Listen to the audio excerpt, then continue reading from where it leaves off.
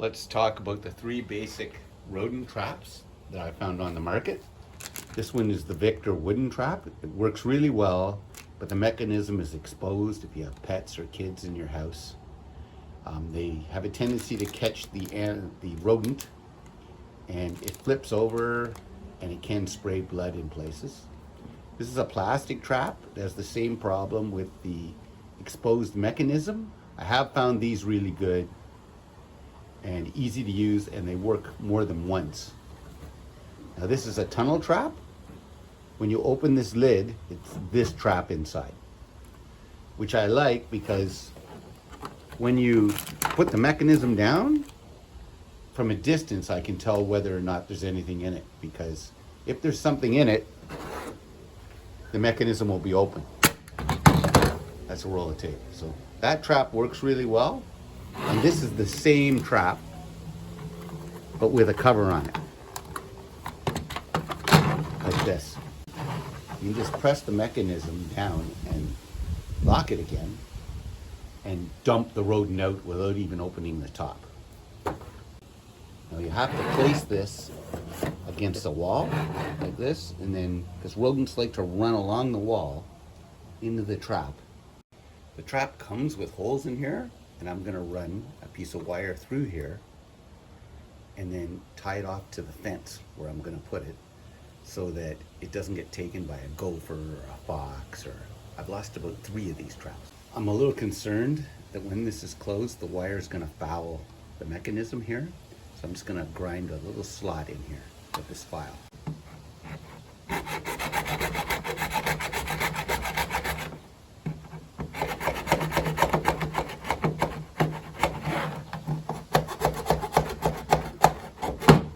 Okay, I filed a little groove here, and as you can see underneath the trigger mechanism at the top and the base plate that there's a groove for my wire to go through, and it's not going to affect the operation of the trap. The next thing I'm going to use is some of this picture hanging wire from the dollar store, and we're going to make a tether to keep the trap from being taken away.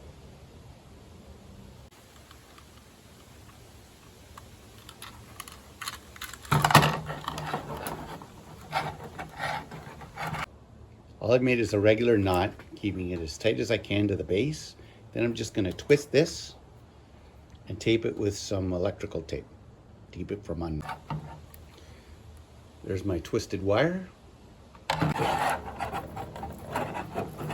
Now we're just going to tape it up. That's the one end of the tether. I'm sure we'll be fine, but we're going to test it just to be sure. I want to make sure that this slides freely past here.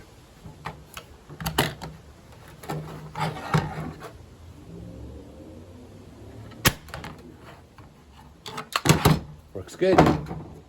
I'm going to take the other end of the loop and I'm going to put it through a carabiner. Now I got these at Dollarama.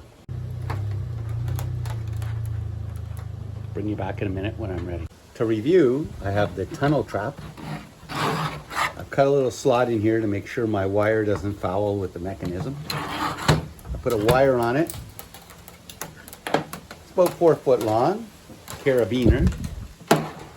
And I'm going to put this eye loop, you can buy these for like 93 cents, into one of my fence boards. Attach the carabiner to it, and that should stop my trap from running away, because it's not the rat or the chipmunk or the mouse that you catch in the trap. It's something else wanting to eat them that carries the trap away, because I found it near a gopher hole and things like that. So, you know, these are like $10.